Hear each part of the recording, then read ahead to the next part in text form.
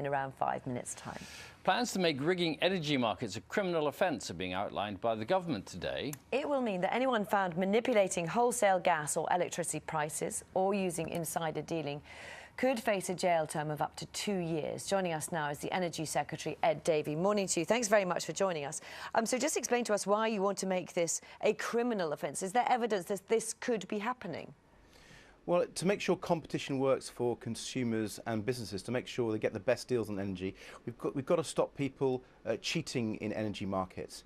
There are concerns that this has been happening. The evidence is quite difficult to find. That's one of the reasons why, linked to these extra penalties, these tougher penalties, we've got extra powers for the regulator to investigate and to monitor what's going on in markets. So if there are people committing these offences, they can be found and punished in a much more severe way. Okay, so can you just give us an example of what sort of thing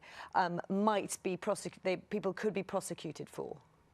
Well, if people are rigging the markets, if they're fixing prices, if they're using insider information to buy and sell electricity to make unfair profits, that will hit consumers and hit businesses, and it's completely wrong.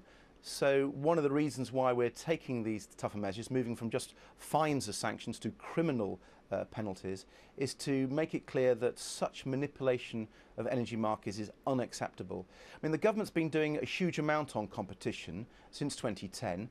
For example, we've made it easier for people to switch suppliers, made it easier and faster for people to switch so they can get the benefits of better deals.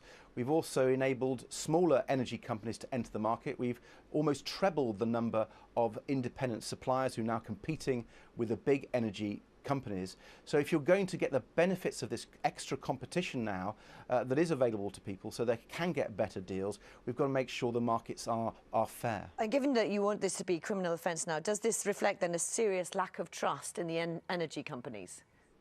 Well, I think there is evidence that people don't trust the energy companies. It's one of the reasons why I initiated the first ever assessment of competition in the energy markets, first annual assessment, and that's led to this major competition inquiry that Competition and Markets Authority are doing.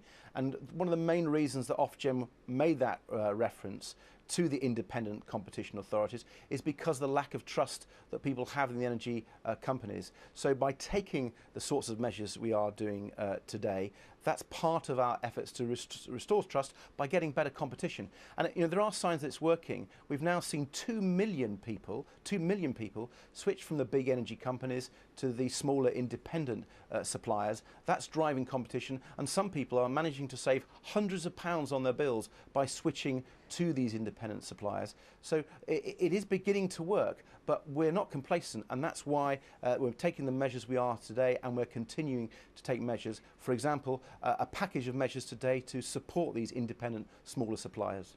If you would, I'd like to also ask you a question or two as well about the situation in Gaza.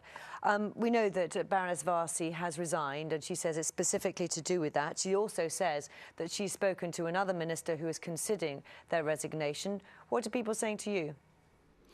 Well, I certainly understand how passionately Baroness Varsi feels about that. I share her views that we need to take a strong stance against this disproportionate action by Israel. But I think she's left the government just at a time when she and others are winning the argument.